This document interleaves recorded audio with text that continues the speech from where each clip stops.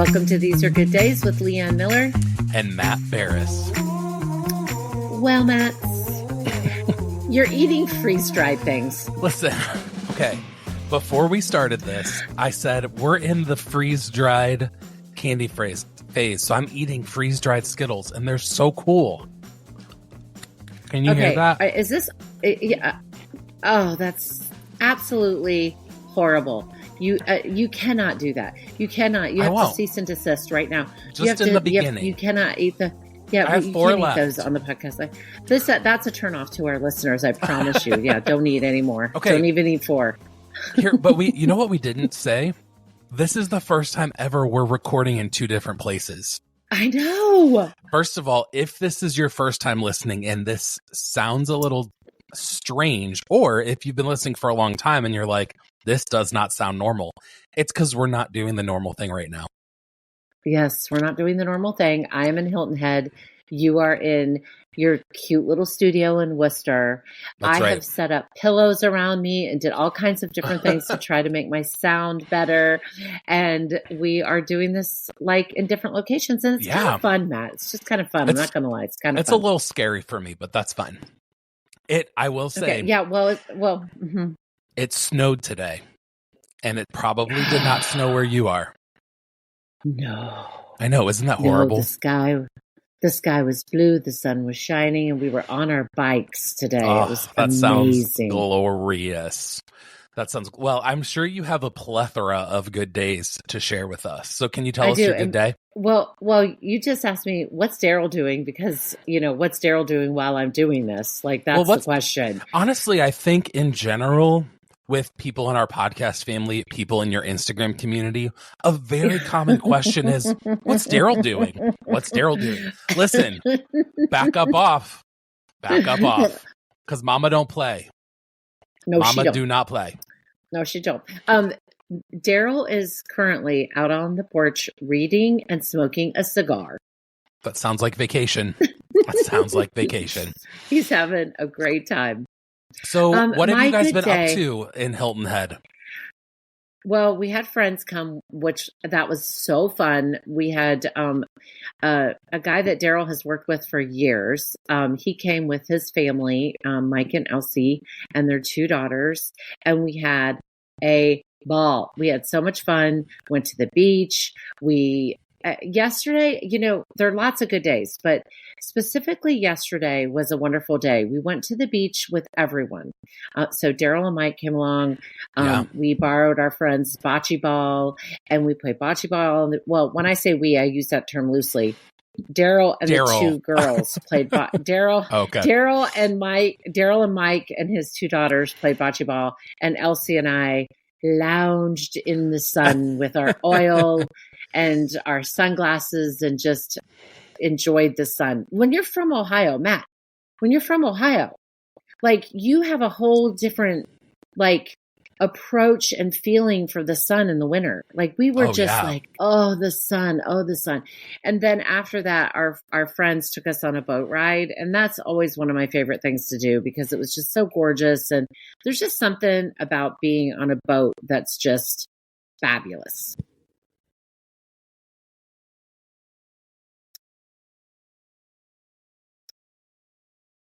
Matt, where did you go? You are not here anymore. Something has happened. Something has happened to Matt. He's gone. So that was my good day. We went on a boat ride, and then after the boat ride, we went to a lovely dinner together. And, it could seem just like an average, ordinary day to some, but it was extraordinary to me. I absolutely loved it. Now I think Matt is coming back. This is what we're going to learn. We're going to learn things when we do this. I'm here. You're here. I just kept right on going. I don't know Matt. what happened. Right on talking. And I don't know if it's going to work.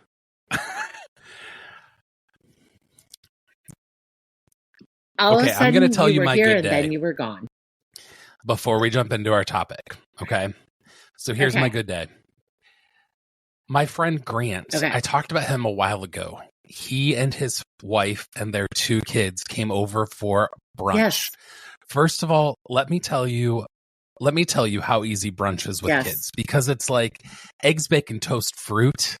And I actually did get a quiche from a grocery store in town because I didn't want to make everything. Anyway, they came over for breakfast. We made a bunch of coffee for everybody, and we actually just sat and talked for 3 hours. They left at noon, and our kids played together. It was just so great. And honestly, I don't know if Grant's met all my kids. It's just been a long time that our whole families have been together. And so it was so fun. And my kids are at an age. So I have a 10-year-old, 7, and almost 4-year-old. And the kids are so good at hosting other kids. They took him outside. They took his 3-year-old outside and played in the backyard. They took him downstairs and they played Mario Kart for a little bit. And they just kept him a little entertained while the adults got to talk. Let's be honest. Your children are good at entertaining grandmas. They're good at entertaining me. I'm 55. Oh. 55. I don't have a bell. You have a bell. You have to ring the bell, Matt. Ding, ding, ding, ding. I'm 55. And they do great. Your kids are good with all really ages. They're just good little kids. Yeah, they're great. They do. And they do love new kids. They love it. They do love new faces. They do. Yeah, that's awesome. Okay, so Grant has something to do with our topic today because this is something you all talked about. And then when we started talking about it, we were like, okay, this is going to resonate with so many people. But before we say too much, Matt, we are going to preface this by saying that we're going to mention the time of COVID. And, we are full. But we are fully aware that there are people that had serious complications with COVID, had deaths in their family with COVID. COVID was awful in so many ways. No. So we don't want to underscore that. We don't want to shadow that. We want to say right up front, we know that COVID was so hard on so many families, and that's grievous. We hate that about COVID. However, now you tell us the rest. So we were talking about all that stuff, and you know what? Of course, COVID brought horrible things. Yeah, right. There were so much sadness. But one thing we were talking about was, leading up to us having a baby, and for him and his wife, we were talking about just how much time we were able to spend together and how great it was to not have a lot of expectations on our family.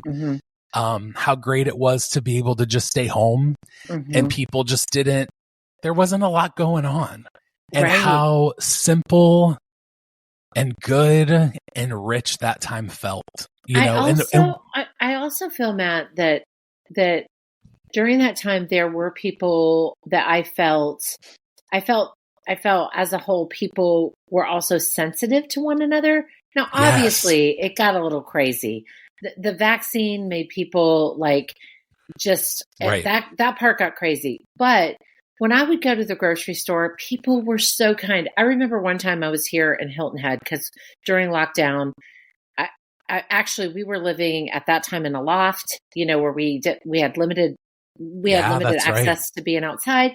And I said to Daryl, if Governor DeWine locks down Ohio, I'm going to be packed up and ready to pull out of here and go to Hilton Head, because in Hilton Head, we can go on our bike, we can be outside. And so that's what we did. And when I came and went to the grocery store, and now looking back, it's so hard to even think about the fact everybody was masked, there was masks. Yeah. And I was at Publix here locally, and somebody was in line in front of me and was having such a hard time. It was an older gentleman, and such a hard time with his credit card, such a hard time paying. And he was getting all nervous and agitated and upset. And a gentleman behind me who was probably 30, he said, "You know what, sir, just let me get your groceries." And he just walked up and put his card in and bought the man's groceries. And by the time I was to the car, I was crying because I was like, sometimes these scenarios and these situations and these hardships bring out the best in people. They also bring out the worst in people. Absolutely. But they also bring out the good in humanity. And Totally. I feel like there was a lot of, well, I mean, there were people buying pets that had always wanted to buy a pet, that bought a pet during COVID, bought a dog during COVID. There were people, Yeah. there were local furniture places, Berwyn Gardens was one of them, who their production quadrupled Right. in producing furniture for the porch because people were sitting on their Mhm. porches. So there was a lot of good that came from it. And then as a result of it, we all, had different things that we adapted in our life, like saying no. Right. And that have really become part of our MO now. Totally. And I think that was a big, we were talking about how that is something we enjoyed. And we really have Mallory and I have truly worked on saying no. During COVID, it was easy to say no to all the extra stuff because things weren't going on. Right. And you kind of, no matter how you felt about COVID, I think everyone was a little hesitant or curious about what was happening. And so for us, it was really easy to say no to a lot of stuff. And then we thought, hey, we kind of like this. Like, we kind of like being home on weeknights with our kids. Hey, we kind of like not running around ragged. We enjoy going on walks with our family. We enjoy watching movies with the kids. We enjoy early bedtimes where we all read books together and those kind of things. Right. And so I think for us, we were talking about, Grant and I this weekend, we're talking about how important it is to say no. And how, especially in every season of life, there might be different reasons why you say no. And there might be different circumstances around it. But how getting better at saying no actually paves the way for other things in life. That's so good. So here's what I think. When we start saying no to people, to all the other stuff in life, I think we start pulling out all the things that we don't really want to do, that we feel like we have to do. And we start doing the things we really want to do that are pursuing us to either be a better person, maybe a better parent, a better spouse. Because I think sometimes we often get bogged down with things that we feel like we have to do out of obligation or guilt, instead of doing things that really bring us life and that we really want to invest in purposefully. Yeah. That's you know good. what I mean? Yes, that's good. I did some research too, Matt. Whoa, this is fun. I know. And a couple things that I discovered that I'm like, oh, that is so true. And that is so good, is that when we say no, it just organically allows us to value ourselves more.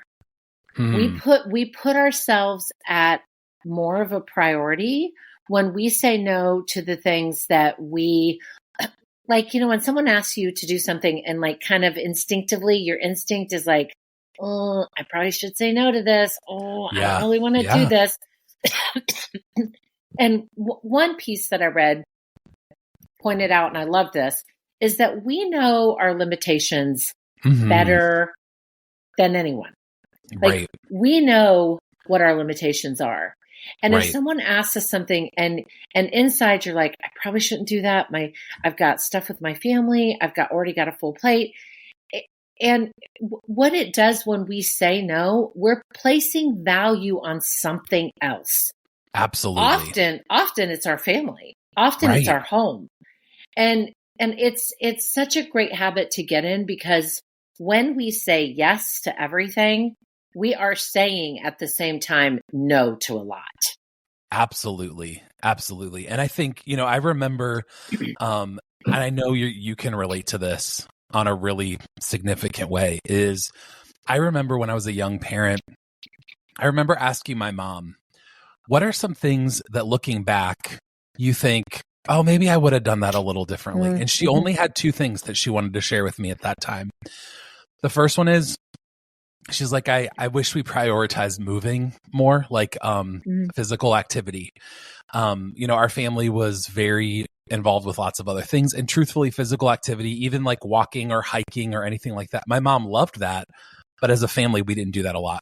And the second thing she said that I thought was really interesting is she said, I feel like we spent a lot of time at church, that we spent a lot of time on Sunday mornings, Sunday afternoons, Sunday nights, Wednesday nights, doing things for the church or for other people or truthfully for God.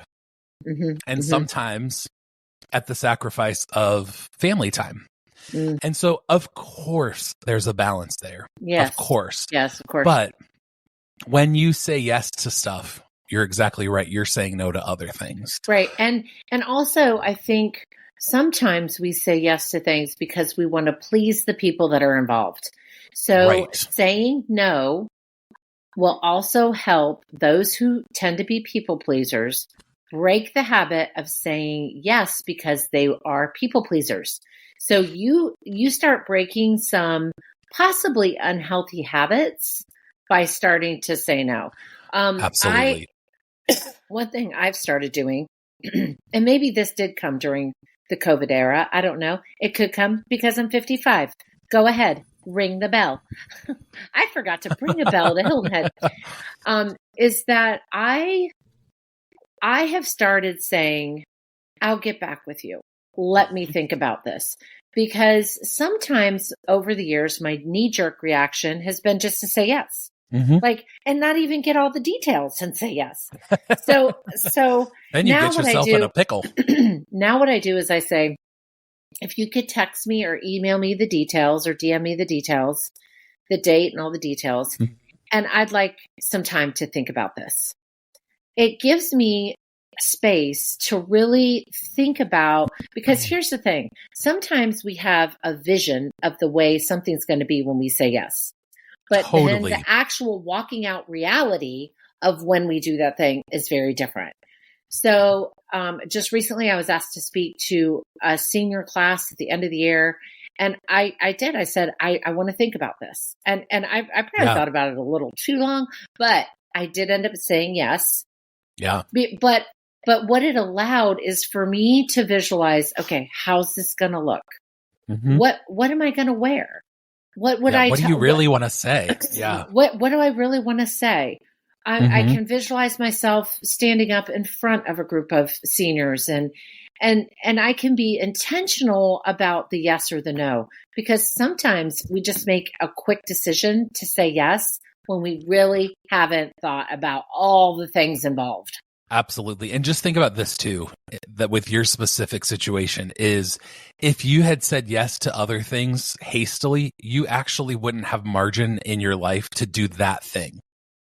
So sometimes we say yes really quickly, and then our calendar gets full of things we don't really want to do. And then when the opportunity comes along that we're like, oh, we really do want to do that, we don't have time for it.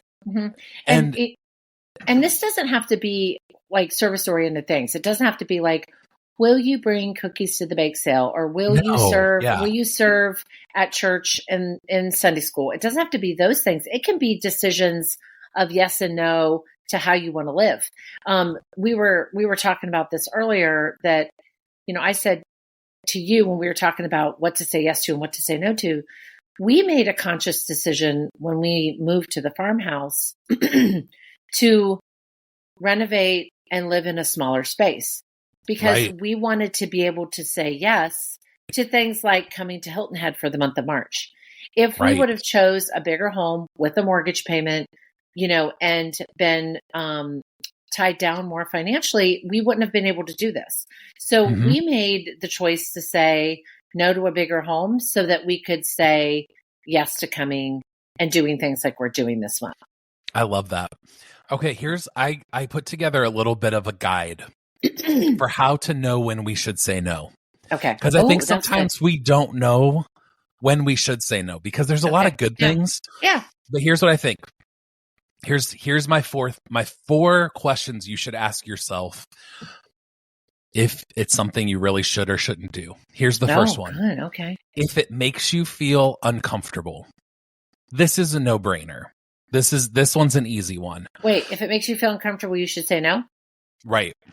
Yeah, but what if the discomfort is just because you're a little bit afraid and maybe you need to be brave and say yes? that's not really what I'm talking about. I'm talking about Okay. like, let's say there's a group okay. of people at work that you know that are like, oh, let's hang out. And every time you've hung out with them, it doesn't feel good.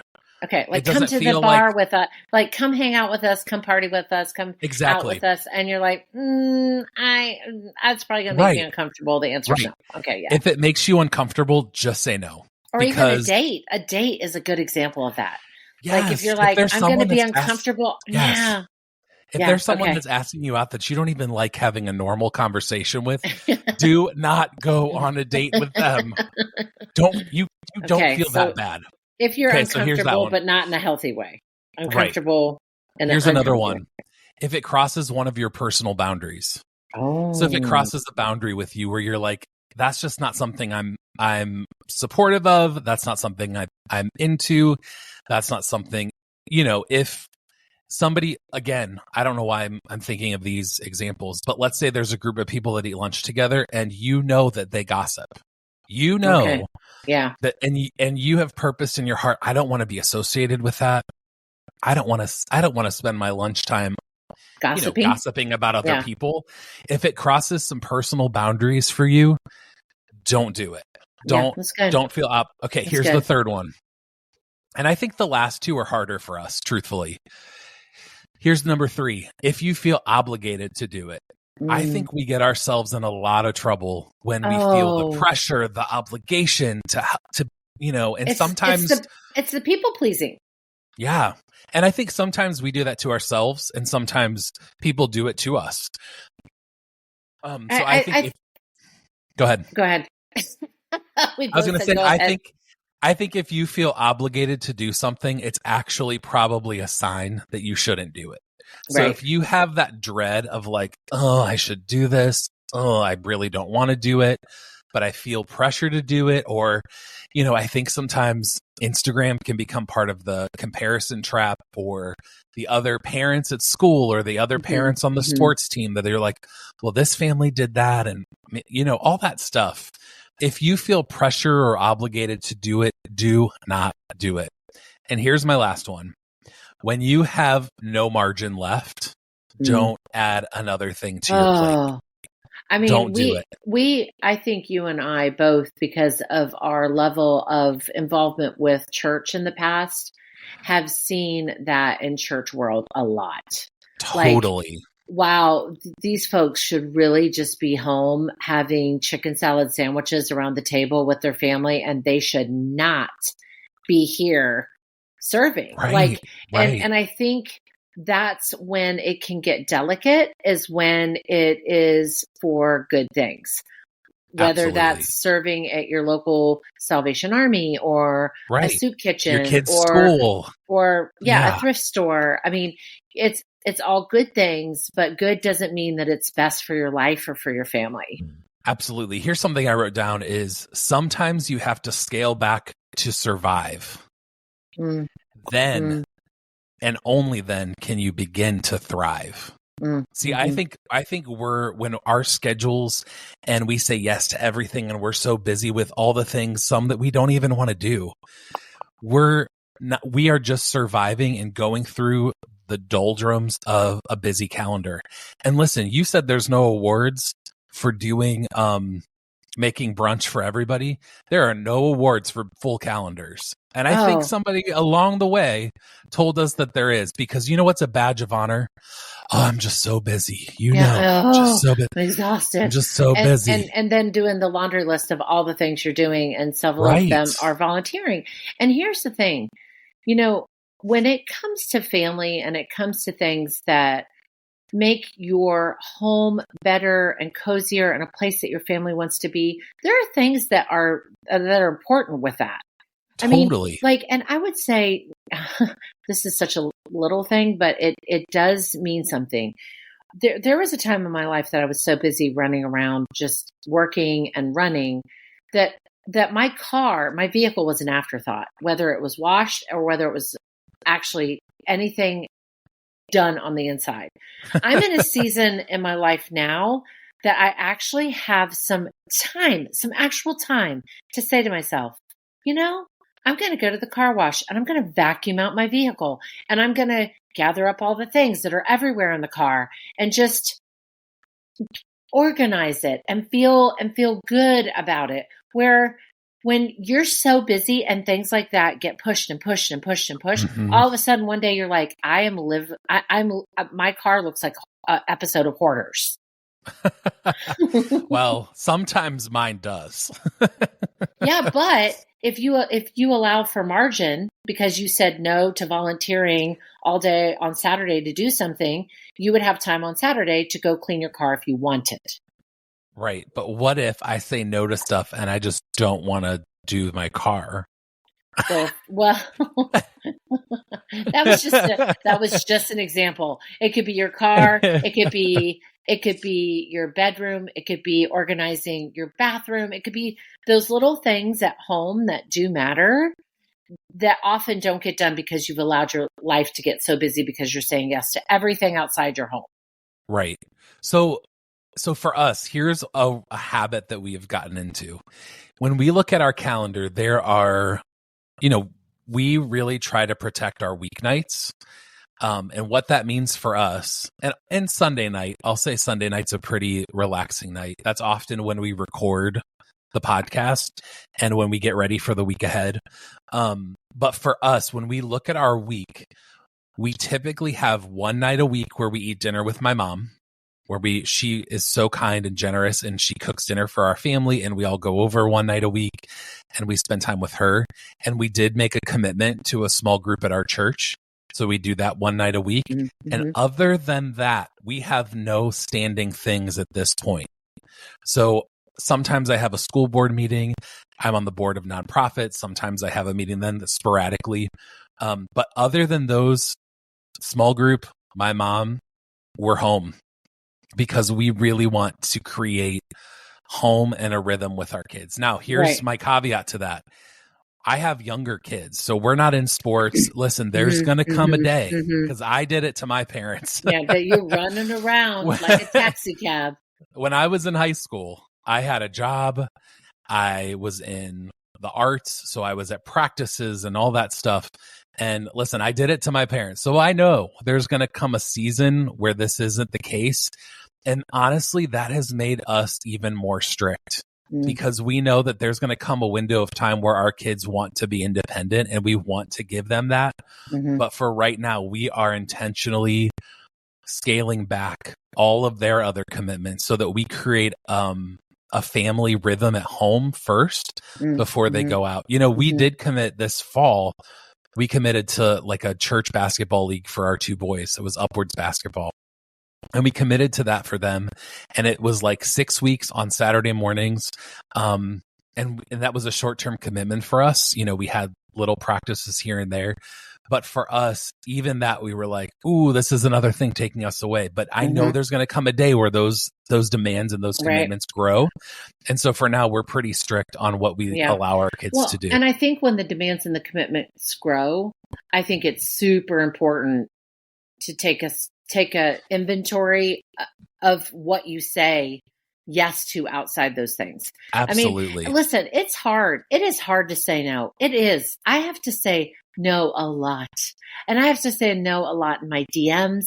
I have so many people. I probably a couple times a week, I have people come into my DMs wanting me to promote this or promote that or check this out or could you come here or and I've just gotten better at saying, no, but thank you so much. There's ways you can say no that are gracious and kind. Listen, I have some of those ready for us because I want to know what's the line. You said something great earlier where you said, let me think about it. Can you give me more information and let me think about it? Because I think a key factor there is if you truly don't know if you want to do something, gather your information first before you commit. Yes. Because you might have just said no to 50 dozen cookies for the church bake sale and you don't really know what you're getting yourself into. I think for us, this is mine is, our family's made a commitment to be home and we just don't have a free night this week. Yeah, That's that's the great. most honest thing I can say when people ask us for extras. Well, and if anyone, and let's just add this, if anyone makes you feel bad for that or is passive aggressive Right. about you saying no to something, that is further indication that you needed to say no. Well, truthfully, that's them pushing up against the boundary that you've just stated. Right. So then you Right. go, ooh, wait a second. Right. Here's just a couple of phrases you can use is, if this is true, you can say, I have another commitment. I'm not advocating for lying. I'm not. Oh gosh, no. At all. No. But if you do have another commitment saying I'm booked, Yeah. and listen, totally. if your other commitment is you're putting your child to bed, then you're committed to that. Right. Listen, I'm not going to lie. There were times where having a child that naps in the afternoon does become convenient because you're like, we really do need to leave so that they can get a nap. Yeah, and that's true though. And it's true. Though. Here's another one is, thank you for thinking of me, but I can't do that right now. Yeah, that's it. Why we don't need to explain. We don't need to go into, oh my gosh, I'm so busy and my family and blah, blah, blah, blah. You can just say, right now is a busy season in my life and it's just not going to work out for me right now, but thank you so much for thinking of me. Right. How about, I just don't have the bandwidth right now. I have too much on my plate right now. Mm-hmm. I just can't. Mm-hmm. Or I need to spend more time with my family because maybe that's the truth. Mm-hmm. Yes. I don't think I really realized how much I would want to be with my children. Yes. I know that that might sound really weird, but you're so focused before you get married and have kids. It's all about your friends and it's all about your friends and your friends. And then once you have these beautiful, lovely kids in your home. Now, mind you, I do love getting away. Yeah, sometimes. I know. Yeah, sure. But most of the time, coming home and hanging out with my kids is really where I want to be anyway. So sweet. Yeah. So I think it's okay to say, our family is just not making a lot of commitments right now. And that's the truth. Well, we definitely want to encourage you to say yes when you feel like it's a big thumbs up and it's the right thing to do for your life. But we also are definitely encouraging you to have the right and the feel good to say no. Absolutely. And I guess if I had a party, I love a good parting shot. I know you do. I have two parting shots. I think one of them just left my brain. Here's the first one. My first parting shot is when you make margin in your time for the things that you really want to do and you create a little bit of extra space. Here's what I think. I think things pop up that you really, opportunities, really good things, truly God moments that come up where somebody says, hey, can we go out to coffee? I would really like to talk to you. Or a phone call that you're home and your phone rings and it's an old friend. Good. I think when we run so ragged, we don't leave margin for those spontaneous moments that pop up in life. Yeah, it's good. And so I guess my first encouragement is that hey, let's not run ourselves so ragged that we don't have space for all the margin fun things or the God moments that come where we're like, oh man, I'm really glad that old friend from college called me and I was home. That's good. I think that's the biggest thing. And here's the other thing is, when we scale back our life, it helps us not just survive our life, it truly helps us thrive. Yeah. So our hope is that by saying no and scaling back, that it helps us thrive and grow into the places and spaces that we really want to be. These are good reminders. Hey, let's talk about food. Let's talk about food. Let's talk about food. Are we writing a jingle for this? Maybe. Listen. I know I have to say something. Okay. At the beginning of this episode, we were talking about candy. Freeze-dried Skittles. You know who has a great candy section? Oh, Walnut Creek Cheese and Walnut Creek Foods. They carry amazing candies. I will say I love they have lots of chocolates. Like they have mini Reese cups. I love those. They have incredible malted milk balls, which I don't know if you're a fan of. Oh, that sounds horrible. I love malted milk balls. I mean, if you want chalk, that's fine. They also have incredible gummy items like peach Yeah. rings. They have the cherry slices that they only have the cherry slices. It's not the Right. assorted. They just have the cherry slices that are coated with the sugar. They have blow Yes. pops. They have bulk blow pops. You know what I love? We had these at one of our live events were the 3D like gummy candies. They were so I cool. love those. They're the so shapes, cool. they're so cool. Yes, yeah. They have great They have candy. a great candy section. We love you, Again, Walnut Creek Foods. We love Walnut Creek Foods, and we say this all the time. If you want to know where you can get things shipped to you, for sure. Sure. But also on Walnut Creek Foods website, they have a store locator so that you can see stores near you that carry their products. Yeah. You won't be sorry. No, check them out. You just have to go to walnutcreekfoods.com, walnutcreekcheese.com, but walnutcreekfoods.com is where the locator search engine is. Yep. Right. Hey, well, thank you so much for joining us. Leanne, thanks for joining me from Hilton Head. You're welcome. For this conversation about saying no. Hey, whether ordinary or extraordinary, we hope you see that these are good days.